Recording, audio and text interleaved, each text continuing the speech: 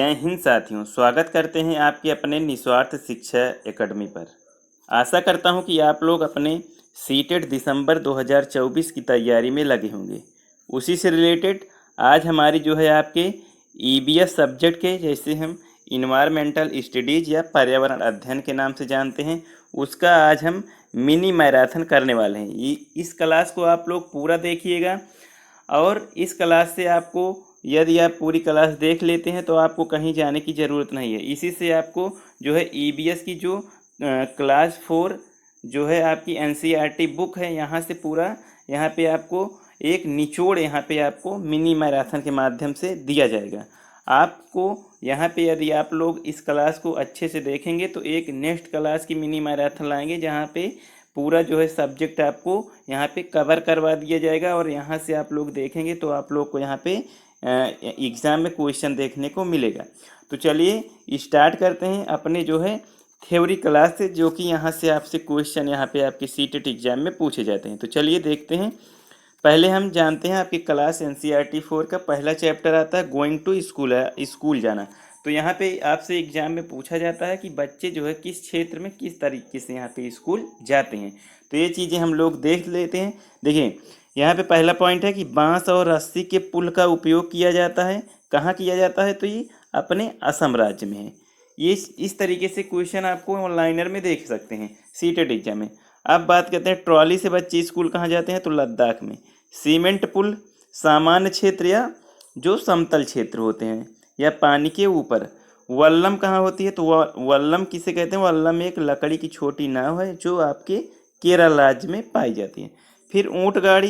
देखिए ऊँट गाड़ी का प्रयोग हमारे राजस्थान राज्य में किया जाता है। ऊँट को साथियों यहाँ पे जो है रेगिस्तान का जहाज भी कहते हैं। तो आप लोग को ये जानना जरूरी है। फिर बैलगाड़ी का प्रयोग कहाँ करते हैं? बैलगाड़ी का प्रयोग जो है मैदानी इलाकों में और गांव में करते हैं।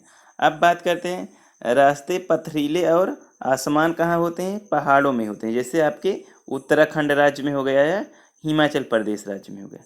अब बात करते हैं पक्षियों की। तो पक्षियों के यहाँ ज़्यादातर पक्षियों की आंखें उनके सिर के दोनों तरफ होती हैं। देखिए इस प्रकार से क्वेश्चन आपसे पूछा जाता है कि पक्षियों की जो आंखें होती हैं, तो जब अपना सिर इधर उधर करती हैं तो पक्षी देखती कैसे हैं? क्योंकि उनकी जो आंखें होती हैं वो स्थिर होती हैं, तो वो अपने गर्दन इधर उधर करके जो है दोनों तरफ देख सकती हैं। चलिए अगला पॉइंट देखते हैं बर्ड के बारे में, पक्षियों के बारे में। देखिए पक्षियों के बारे में क्या चीज़ें हैं? पक्षी एक ही समय में दो अलग अलग चीज़ों पर नज़र डाल लेते हैं। देखिए कोई भी पक्षी होता है अपना सिर स्थिर करता है, उनकी आंखें स्थिर रहती हैं, तो सर से इधर उधर करके वो लोग एक ही अलग अलग चीज़ों पर जो है नज़र डाल लेती हैं। अब बात करते हैं नेक्स्ट पॉइंट की। नेक्स्ट पॉइंट है पक्षियों के बारे में। जब ये बिल्कुल सामने देखते हैं तब इनकी दोनों आंखें एक ही चीज़ पर होती हैं। देखिए जब वो अपने सामने देखते हैं तो दो अलग अलग चीज़ों को एक ही जो है नज़र से वो लोग देखते हैं। अब अगला पॉइंट है कि ज़्यादातर पक्षियों की आंखों की पुतली घूम नहीं सकती। देखिए मैंने पहले ही बता दिया, आंखों की पुतली घूम नहीं सकती। वे अपनी गर्दन घुमाकर जो है आसपास देखते हैं, क्योंकि उनकी गर्दन इधर उधर घूमती है लेकिन उनकी आंखें जो स्थिर होती हैं, इसलिए वो गर्दन जो है घुमाकर दो वस्तुओं पर एक साथ नज़र डाल सकती हैं। अगली बात करते हैं पॉइंट की। तो पक्षी जब दोनों आंखें एक ही चीज़ पर केंद्रित करते हैं तो उन्हें चीज़ की दूरी का एहसास होता है। देखिए फिर से एक बार पढ़ते हैं इसको कि पक्षी जब दोनों आंखें एक ही चीज़ पर केंद्रित करते हैं तो उन्हें चीज़ की दूरी का एहसास होता है कि वो कितनी दूरी पर उनसे जो है ये वस्तुएं या जिस चीज़ पे नज़र है वो कहाँ तक उनको दिखाई देता है। और जब अलग अलग चीज़ों पर केंद्रित करते हैं तो उनका देखने का दायरा जो है ये बढ़ जाता है। अब बात करते हैं नेक्स्ट पॉइंट की। नेक्स्ट पॉइंट है चील, बाज और गिद्ध जैसे पक्षी हमसे 4 गुना ज़्यादा दूर देख पाते हैं। देखिए आपके ईबीएस सब्जेक्ट में ये चील बाज वाला प्रश्न जो है बार बार आपको देखने को मिलता है। जैसे आपको प्रश्न दे दिया जाता है कि कौन सा पक्षी हम मनुष्य या मानव से 4 गुना ज़्यादा दूरी तक देख सकते हैं, तो उसमें ऑप्शन दिया जाता है चील, बाज, गिद्ध और जैसे कौवा दे दिया गया, मोर दिया गया।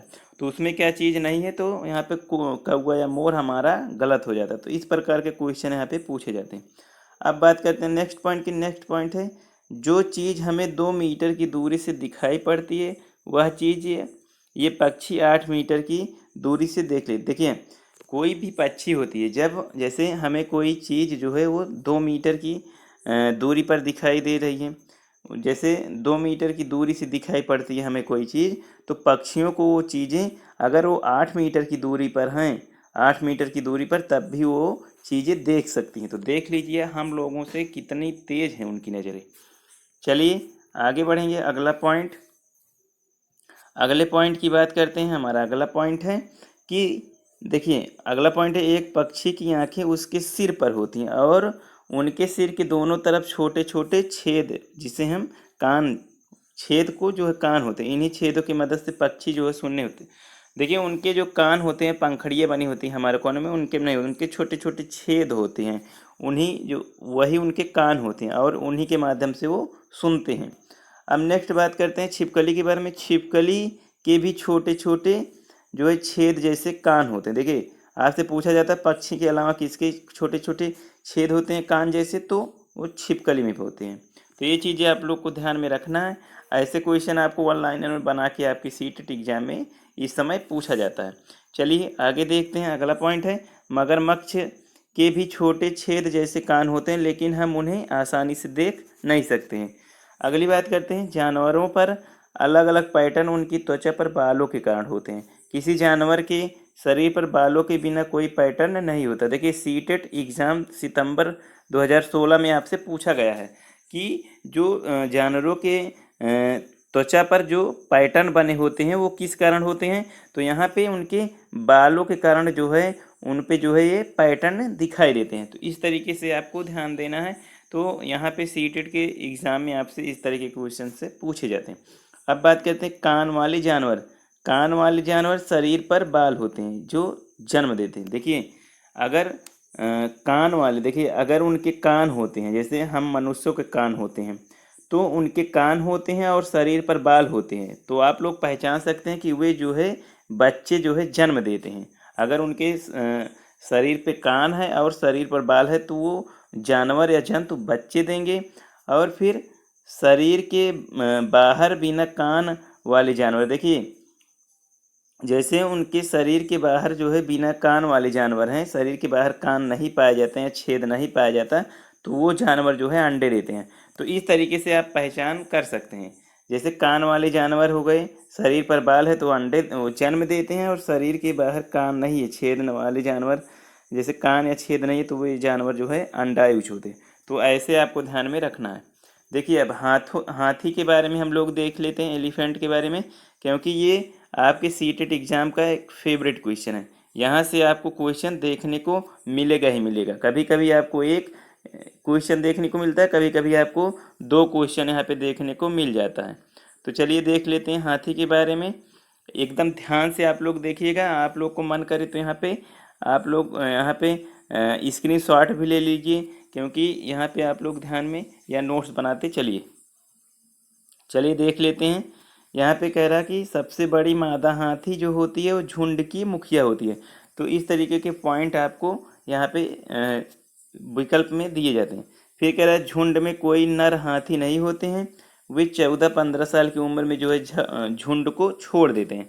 तो झुंड में कोई नर हाथी नहीं होते हैं, लेकिन जो होते भी हैं तो वो जब छोटे होते हैं तभी रहते हैं, उसके बाद बड़े होने पर 14-15 साल होने पर वो अपना झुंड छोड़ देते हैं।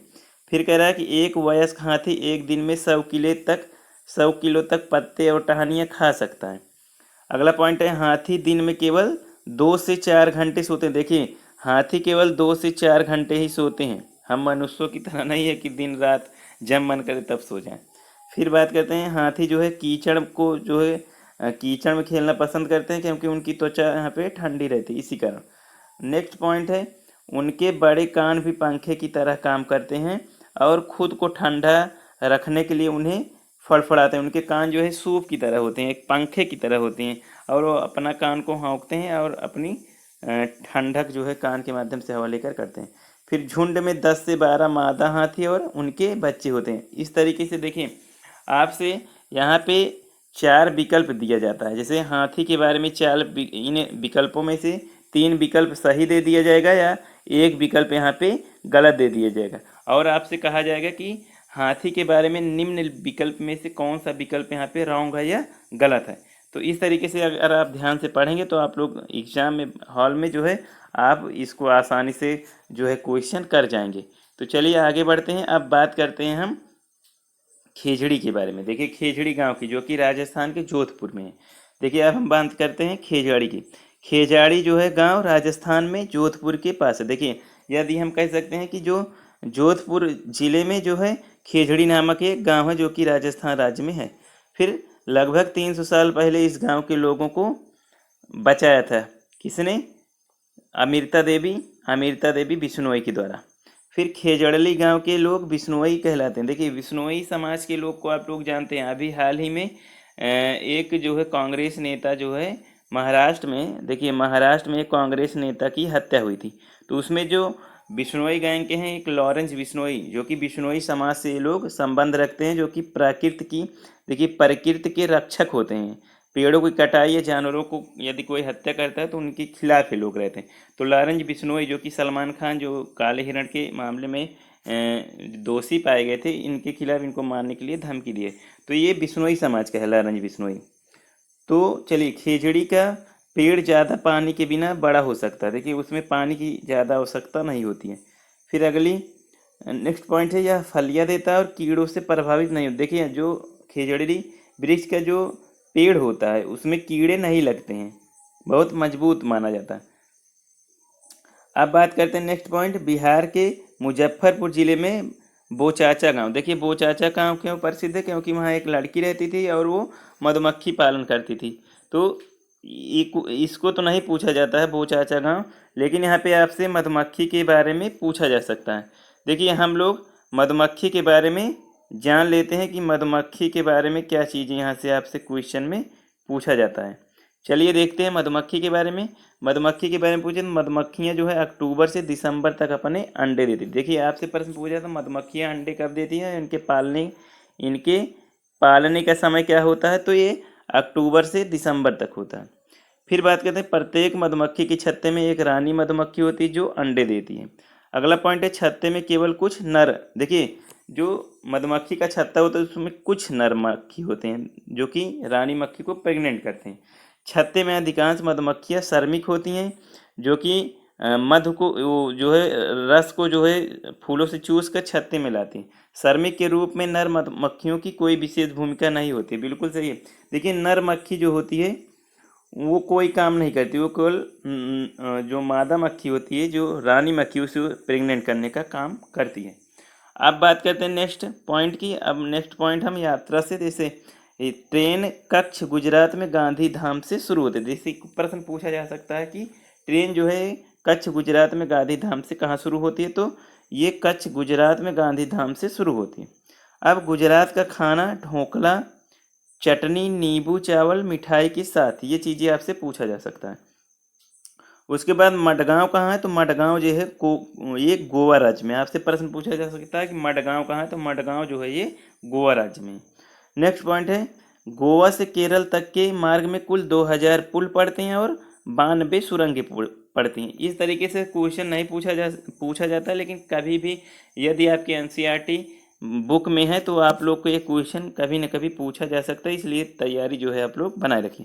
अब कोझिकोड की बात करते हैं। कोझिकोड दक्षिण भारत में केरल राज्य में मालाबार तट पर एक शहर है जिसे हम कालीकट के नाम से जानते हैं। देखिए कोझिकोड जिसे हम कालीकट के भी नाम से जानते हैं। तो ये चीज़ें आपकी यहाँ पे सीटेट एग्जाम में बहुत ही इम्पोर्टेंट होने वाली है। इसको जो है आप लोग स्क्रीनशॉट ले लीजिए या आप लोग एक शॉर्ट नोट यहाँ पे शॉर्ट नोट बना लीजिए, तो आपके एग्ज़ाम में बहुत ही हेल्पफुल होगी। उम्मीद करते हैं आप लोगों ने इस जो है मिनी मैराथन को पूरी देखी होगी और अच्छा लगा हो तो इसको जो है यहाँ पे लाइक कर दीजिएगा। और जो भी साथी आपकी सीटेट तैयारी कर रहे हैं उनको जो है मिनी मैराथन की ईवीएस की क्लास जो है इसको शेयर कीजिएगा। और चैनल पे नए हो तो चैनल को सब्सक्राइब कर लीजिएगा। नेक्स्ट मिनी मैराथन हम आपके लिए जो है जल्द लेकर आते हैं। इसी के साथ अलविदा लेता हूँ। थैंक यू साथियों, जय हिंद।